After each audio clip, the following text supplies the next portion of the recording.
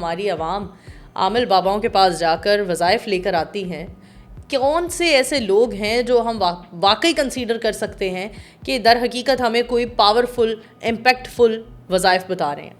یہ جو religious business man جو ہیں، جن کو میں مذہبی دکاندار کہتا ہوں، یہ صرف ایک خود ساختہ ایک من گھڑت ایک ٹرمنالوجی جو ہے، یہ انہوں نے عاملوں اور بابوں نے نکالی ہوئی ہے۔ ہم نے سنا کہ فلاں نے کسی پر تعویذ کر دیے، بندش کر دی، جادو کر دیا، ازدواجی زندگی تباہ ہو کر رہ گئی، جلالی ناموں کا ورد بتا دیا جاتا ہے وظائف کے لیے، تو یہ مناسب نہیں ہے؟ نہیں جی، مناسب نہیں ہے بالکل بھی۔ پہلی بات تو یہ ہے کہ اللہ کے جو جلالی نام ہے ان کا تو ذکر ہی نہیں کرنا چاہیے۔ آپ کے نزدیک کون سی ایسی آیات ہیں یا کون سا ایسا درود ہے جو سب سے بڑا وظیفہ ہے؟ استغفار کرو، میں تمہارے گناہ معاف کروں گا، میں تمہیں مال دوں گا، میں تمہیں اولاد دوں گا، میں باغ دوں گا، بارشیں برسا دوں گا۔ لوگوں کو کوئی ہوش و حواس ان کے خراب ہو جاتے ہیں، باختہ ہو جاتے ہیں۔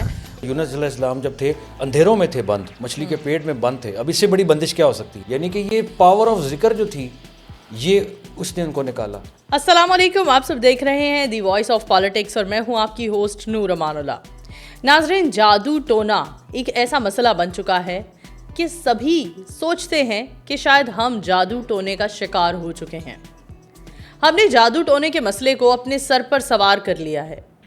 جو جادو ٹونے کا شکار ہیں سو ہیں، اور جو لوگ نہیں بھی ہیں وہ بھی وسوسوں کا شکار ہو چکے ہیں۔ اور ان وسوسوں کے گھیرے میں آ کر ہم کیسے کیسے عامل باباؤں کے پاس جاتے ہیں اور ان سے وظائف لے کر آتے ہیں۔ ان وظائف کا ہماری زندگی میں مسئلے بڑھانے میں کتنا کردار ہوتا ہے بجائے سلجھانے کے۔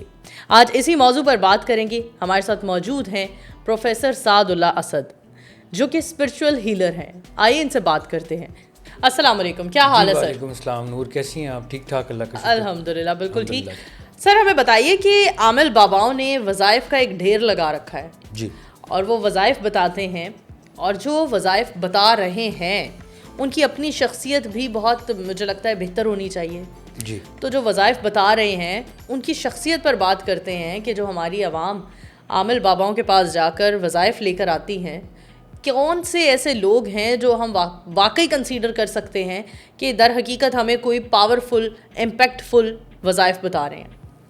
جی، بڑا اچھا یہ ٹاپک آپ نے چوز کیا ہے نور، کہ یہ ہمارے معاشرے میں بڑا پرابلم ہے کہ یہ جو ریلیجس بزنس مین جو ہیں، جن کو میں مذہبی دکاندار کہتا ہوں، انہوں نے جو ہے مارکیٹ میں یہ ایک تاثر بہت زیادہ پیش کیا ہوا ہے کہ جیسے ہر بندہ جو ہے وہ جادو کا شکار ہے، اور جی بندش، یہ بھی بہت سننے کا آپ کو ملے گا کہ جی بندش ہو گئی، کسی نے رزق کی بندش کر دی، کسی نے اولاد کی کر دی، کسی نے شادی کے رشتوں کی بندش کر دی۔ تو میں آپ کو یہ بات کہنا چاہوں گا، سب سے پہلی جو چیز ہے وہ میں آڈینس کے ساتھ شیئر کرنا چاہ رہا ہوں، وہ یہ ہے کہ بندش نام کی کوئی چیز نہیں ہوتی۔ یہ صرف ایک خود ساختہ ایک من گھڑت ایک ٹرمنالوجی جو ہے، یہ انہوں نے عاملوں اور بابوں نے نکالی ہوئی ہے۔ بندش کے نام پر ہم کتنی شادیاں منسوخ ہوتے دیکھتے ہیں۔ ہم دیکھتے ہیں اپنے گھر چھوڑ کر لوگ دوسرے گھروں میں شفٹ ہو رہے ہیں۔ ہم دیکھتے ہیں کہ لوگ کس طرح سے بندش کے نام پر ایک انسان دوسرے انسان کی زندگی کو متاثر کر رہا ہے اور ایک دوسرے کے دشمن بنے ہوئے ہیں۔ جی بالکل۔ تو آپ کہہ رہے ہیں کہ بندش نام کی کوئی چیز ہوتی نہیں؟ نہیں جی، بندش نام کی کوئی چیز نہیں ہوتی، کیونکہ بات سمپل سی ہے نور، اگر آپ لاجیکلی سوچیں اس بات کو کہ اللہ تعالیٰ جو ہے وہ تو چاہ رہا ہے کسی کو رزق دینا، لیکن جی فلانے بندے نے اس کو جی رزق کی بندش کر دی ہے، تو اس کا مطلب ہے کہ وہ بندہ نعوذ باللہ اللہ سے بھی زیادہ پاورفل ہو گیا۔ کیا از اٹ ایون پاسبل؟ نعوذ باللہ۔ تو یہ کہ یہ صرف ایک ریلیجس دکانداری ہے، مذہبی دکانداری ہے، جس پہ جی وہ جی بندش ہو گئی، اب اس کا توڑ ہوگا، اس کے لیے اتنے پیسے لگیں گے تو اتنے چلے کٹیں گے اور یہ ہوگا اور وہ ہوگا، یہ سب ڈرامے بازی ہے اور کچھ بھی نہیں ہے۔ اور جو یہ جادو جو ہر ایک کو لگتا ہے اپنے اوپر کہ جی ہر بندہ کہتا ہے جی کہ ہمارا جادو ہو گیا، تعویذ ہو گئے، دیکھیں جادو کا ذکر قرآن میں ہے، جادو ایگزسٹ کرتا ہے، لیکن جادو کو قرآن نے صرف ایک نظر کا دھوکہ کہا ہے۔ جب موسیٰ علیہ السلام جو تھے ان کے سامنے جادوگروں نے وہ رسیاں پھینکی تھی اور وہ سانپ بن گئے تھے، تو وہ ایکچوئل سانپ نہیں بنے تھے، اللہ قرآن میں ہی کہہ رہا ہے کہ وہ ایک نظر کا دھوکہ تھا۔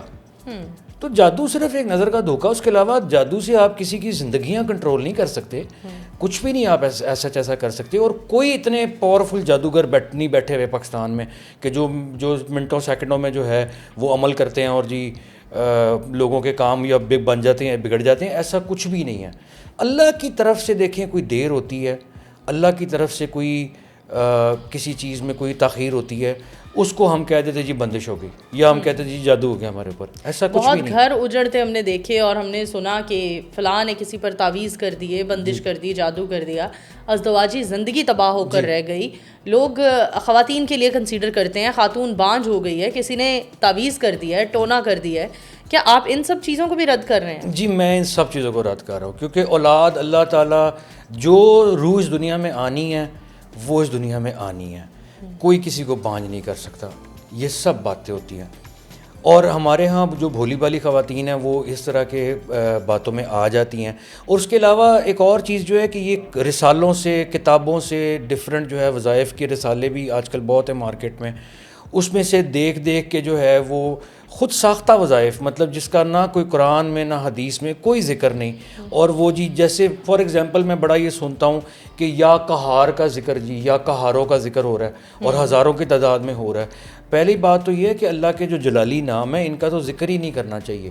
اللہ کی تو صرف جو رحمان کی جو اس کی صفت ہے اس کو پکارنا چاہیے. اور اللہ تعالیٰ نے اپنے لیے بھی رحمان کی صفت کو پسند کیا. اللہ تعالیٰ قرآن پاک میں فرما رہا ہے کہ کتب علی نفسہ رحمہ, کہ میں نے اپنے نفس پہ جو ہے وہ رحم کو لکھ دیا ہے. تو ہمیں تو یہ کام کرنے, اور ہمیں ہر ایک کے لیے رحم ہی مانگنا چاہیے, دشمن کے لیے بھی رحم مانگنا چاہیے. اللہ تعالیٰ کی اس سائڈ کو جو ہے چھیڑنا ہی نہیں چاہیے.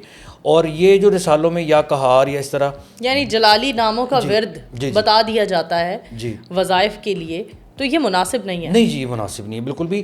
میں ہمیشہ سے ایک چیز کہتا ہوں کہ ہم نے صرف وہ کرنا ہے جو قرآن حدیث سے ثابت ہے. یہ جو ماڈرن جو مولوی ہیں یا صوفی ہیں کچھ جو لوگوں کو وظیفے بانٹتے پھر رہے ہیں, یہ میں اس کو صحیح نہیں سمجھتا. اور اسلام میں وظیفے کا کنسیپٹ ہی نہیں ہے. اسلام میں آپ صلی اللہ علیہ وسلم کے زمانے, صحابہ کرام کے زمانے میں وظیفے کا کوئی کنسیپٹ نہیں ہے. اگر یہ کنسیپٹ ہوتا تو صحابی جو تھے وہ بجائے اتنی مشقتیں کاٹنے کے اور اتنی ساری چیزیں جھیلنے کے, وہ تسبیح لیتے, کوئی وظیفہ پڑھتے, اپنا کام کرا لیتے. لیکن ان میں تو ایسی ہم نے کوئی چیز نہیں دیکھی کہ وہ بیٹھے ہیں تسبیحیں لے کے اور وہ وظیفے پڑھ رہے ہیں. قرآن کے اندر, اسلام کے اندر, حدیث کے اندر ذکر کرنے کا حکم ہے. کسی بھی خاص مقدار میں, کسی بھی خاص جگہ پہ بیٹھ کے, کسی خاص ٹائم پہ کسی آیت کا, کسی نام کا وظیفہ پڑھنا جو ہے یہ ثابت نہیں ہے. آپ کے نزدیک کون سی ایسی آیات ہیں یا کون سا ایسا درود ہے جو سب سے بڑا وظیفہ ہے, جو انسان کی مشکلات کو ختم کر سکتا ہے؟ جی بالکل. قرآن سے اگر ہم رہنمائی لیں, حدیث سے ہم رہنمائی لیں, تو سب سے بڑا وظیفہ نور از استغفار. اللہ تعالیٰ خود فرما رہا ہے قرآن پاک میں کہ استغفار کرو, میں تمہارے گناہ معاف کروں گا, میں تمہیں مال دوں گا, میں تمہیں اولاد دوں گا, میں باغ دوں گا, بارشیں برسا دوں گا. سورۃ نوح کی آیت نمبر 10, 11, 12 آپ جا کے بے شک پڑھ لیں. اور جتنے بھی انبیاء گزرے انہوں نے سب نے اپنی قوم کو ایک ہی بات کی, استغفار کر لو, استغفار کر لو. اس لیے آیت کریمہ کا ہم ذکر کریں. آیت کریمہ جو ہے وہ نکالتی ہے مشکلات میں سے. اچھا, آیت کریمہ کے لیے بھی بہت ساری باتیں سننے کو ملتی ہیں کہ اس کا ضرورت سے زیادہ ایکسٹریم ورد, اس کا لوگوں کو کوئی ہوش و حواس ان کے خراب ہو جاتے ہیں, باختہ ہو جاتے ہیں, مناسب نہیں رہتے, اپنی سینسز میں نہیں رہتے, یا جلالی ہو جاتے ہیں بہت زیادہ. اس بات میں کتنی صداقت ہے؟ جی اس میں بھی کوئی صداقت نہیں ہے. آیت کریمہ بالکل ٹھنڈی ہے, کوئی اس میں گرم والی وہ بات نہیں ہے. اور آیت کریمہ سے تو لوگ اندھیروں میں سے نکلنے کے لیے, کیونکہ یونس علیہ السلام جب تھے اندھیروں میں تھے بند, مچھلی کے پیٹ میں بند تھے. اب اس سے بڑی بندش کیا ہو سکتی ہے؟ اس میں سے آیت کریمہ. اور پھر اللہ فرما رہا ہے قرآن میں کہ اگر وہ یہ ذکر نہ کرتے تو قیامت تک, سورۃ صف کے اندر لکھا ہوا ہے, قیامت تک مچھلی کے پیٹ میں رہتے. یعنی کہ یہ پاور آف ذکر جو تھی یہ اس نے ان کو نکالا. تو میں ہمیشہ استغفار میں کہتا ہوں کہ آپ آیت کریمہ کی بجائے آپ نارمل استغفار کر لیں. آپ استغفر اللہ ربی من کل ذنب واتوب الیہ پڑھ لیں, استغفر اللہ الذی لا الہ الا هو الحی القیوم واتوب الیہ, یہ پڑھ سکتے ہیں. اسی طرح ایک اور چیز میں مینشن کرنا چاہوں گا کہ شادی کا, آج کل شادیوں کا بڑا ایشو چل رہا ہے معاشرے میں کہ لڑکیاں بیٹھی ہیں گھروں میں اور رشتے نہیں آ رہے. اس کے لیے بھی وہ عجیب و غریب وظیفے جو ہیں کتابوں سے, رسالوں سے, انٹرنیٹ سے دیکھ کے جو کرتی ہیں. میں ایک سمپل سی بات کرتا ہوں, اللہ تعالیٰ نے قرآن میں دعا بتا دی ہے, آپ وہ دعا کریں, ربنا ہب لنا من ازواجنا و ذریاتنا. قرۃ اعین وجعلنا للمتقین اماما، کہ رب ہمیں تو ازواج دے، ہمیں اولاد دے جو ہماری آنکھوں کی ٹھنڈک ہو، اور ہمیں متقیوں کا امام بنا دے. تو یہ صورت میرا خیال ہے سورۃ الفرقان ہے یا سورۃ المومنون میں ہے، یہ دعا دی ہوئی ہے. تو آپ یہ دعا مانگیں، دعا کا کنسیپٹ ہے. اس کے علاوہ حسبنا اللہ و نعم الوکیل، ابراہیم علیہ السلام نے آگ میں جب پھینکا جا رہا تھا انہوں نے یہ دعا کی، آگ ٹھنڈی ہوگی ان کے لیے. اسی طرح یا حیو یا قیوم برحمتک استغیث، یہ بھی حدیث پاک میں آیا کہ جی کسی بھی مشکل میں پریشانی میں آپ یہ کریں دعا. تو یہ اذکار ہیں جو میں کہتا ہوں کہ آپ پڑھیں، کھلا پڑھیں. کوئی ایسی تعداد بھی مقرر کر سکتے ہیں آپ، لیکن یہ کہ آپ کھلا پڑھیں، دعا کریں اللہ سے. ٹھیک ہے جی، بہت خوب، تھینک یو سو مچ سر. بہت آپ نے اس بات میں ہمارے ویورز کی بھی رہنمائی کی کہ وظائف ہم جو طرح طرح کے انٹرنیٹ سے دیکھتے ہیں اور طرح طرح کے رسالوں میں دیکھتے ہیں، ڈھونڈتے ہیں، بلکہ وہ ہماری زندگی کو آسان نہیں بلکہ مشکل بنا دیتے ہیں، کیونکہ ہمیں نالج ہی نہیں ہے ہم جو پڑھ رہے ہیں اس کا ترجمہ بھی کیا ہے، ہم اس کی ڈیپتھ میں جاتے ہی نہیں ہیں. یقیناً ہماری آج کی ویڈیو سبھی دیکھنے والوں کے لیے مفید ثابت ہوگی. اسی کے ساتھ اپنی ہوسٹ نور امان اللہ کو دیجیے اجازت، دوبارہ حاضر ہوں گے، تب تک کے لیے اللہ حافظ.